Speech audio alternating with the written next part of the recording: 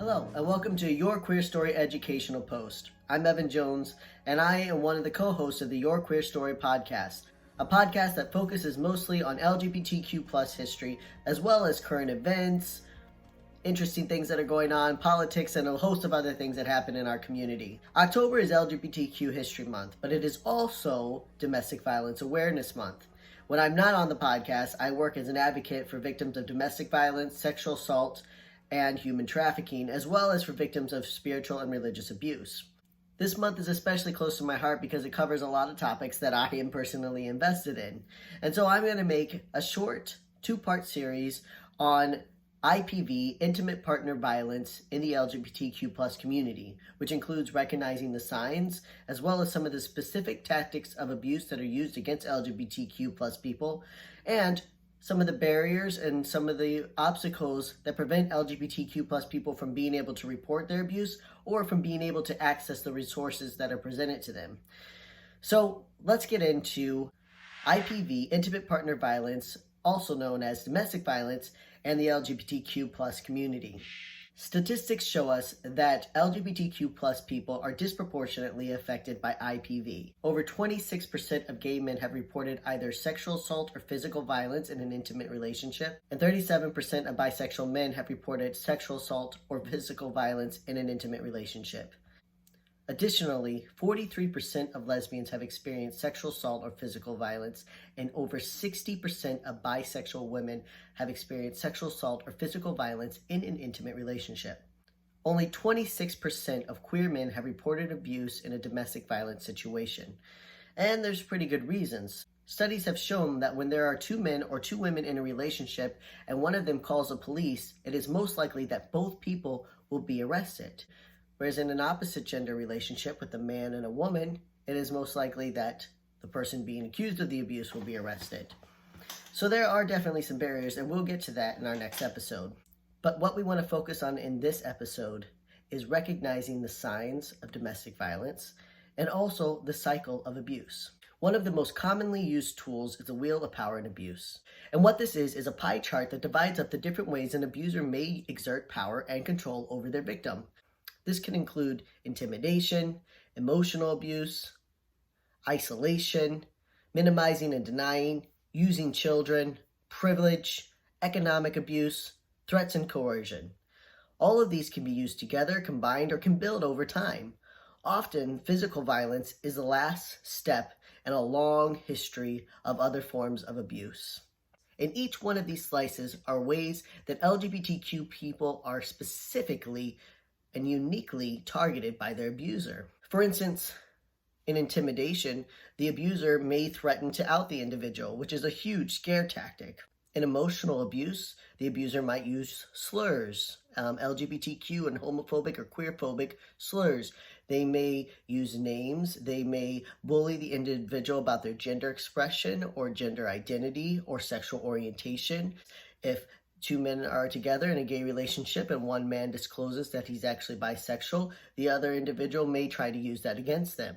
Isolation. This can be used in a variety of ways. It can be used by denying the individual expressive items that they need or hormone treatment that they need. For instance, if a person is transgender and their medication is denied them, or their IDs with their proper name are denied them, or their clothing that they use for their appropriate gender expression are denied them, that person will be less likely to go out.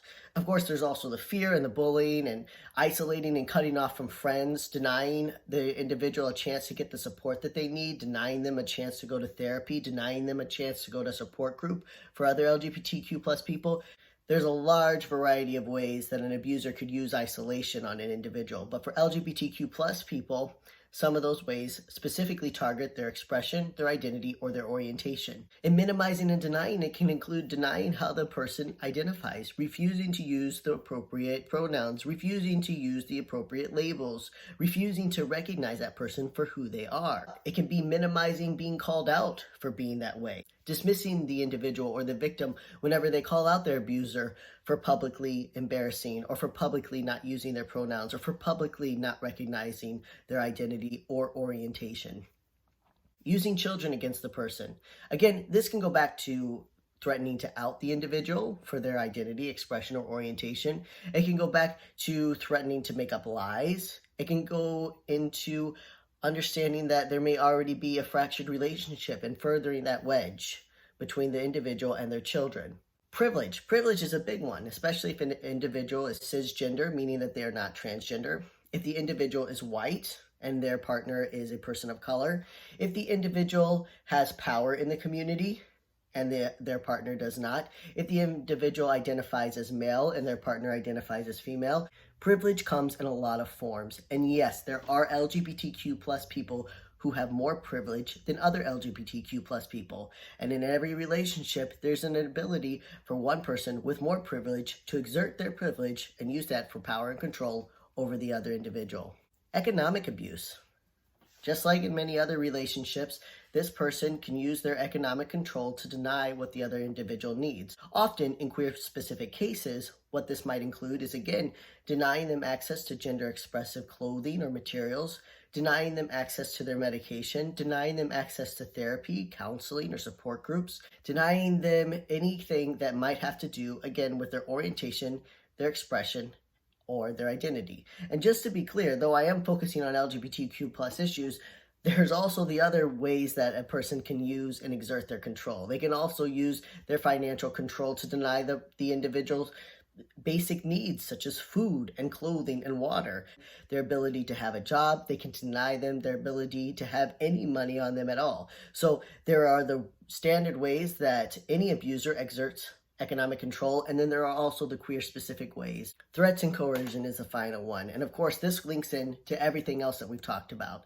Again, going back to threatening to out the person. I can't stress enough how much that is used to keep people in line and to force people to stay in incredibly abusive relationships. There's threats and coercion of going to the cops. There's threats and coercions of calling the cops and telling the cops that the victim is actually the abuser. And as we will discuss in our next episode, we see that often that works, that often because people don't understand LGBTQ relationships, or they have misconceptions, or they overthink those relationships, that they'll simply take whatever they see at face value, or they'll just arrest both individuals and charge both individuals for the same crime because they can't tell which one is the abuser, kind of like trying to tell which one's the man in the relationship. It goes back to those stereotypes and that form of thinking. The last thing to focus on is the cycle of abuse. The cycle of abuse has been shown in different ways from 3 to 4 points, which first starts with the incident. It's an explosion that happens. It can be violent, it can be restrictive, it can be a small incident that grows over time. Again, physical abuse is usually the last rung on the ladder of domestic violence. It's usually weeks, months, years, and even decades of abuse that lead up to that last final act. So when we're talking about incidents, we're talking about those small incidents. We're talking about that moment of being humiliated in a group of people. We're talking about being denied a chance to take a job. We're talking about having that wedge between you and your children increase. When we're talking about incident, it's that incident, which usually results in a fight and in a big explosion, and maybe you break up or you almost break up, and then it comes back into what's called the honeymoon phase, or often broken into two smaller parts. There's the making up, where everything is really great. Then there's calm, and everything's fine and standard. And then there's the tension building, and the tension building eventually leads to another incident, which is typically bigger than the previous incident. And this cycle continues on and on and on, again, for the entirety of the relationship until the two people either seek some intensive counseling or it results in an incident that finally breaks them up, or worse, it results in an incident where one of them is extremely hurt or possibly even dead. Keeping those cycles in mind, keeping the wheel of power and control in mind, and looking at that, looking at your friends and your family who you think might be experiencing intimate partner violence, looking at yourself and your relationship, and being aware when you get into a new relationship, being aware of those early signs. Is this really something that's being done in my best interest? Or is this being used to control me? And most importantly, making sure that you reach out and you seek help. If you have been a victim of domestic violence, please seek a local domestic violence shelter or local domestic violence resources. I've posted the national hotline for you. And in addition, I also strongly suggest that you utilize counseling, therapy, and support groups. There's bound to be some in your states, or there are even online support groups now that you can join if you can't get access to anything else. I really encourage it. It's really helpful in the healing process. So this has been part 1 of domestic violence in the LGBTQ plus community, and stay tuned later for the second part.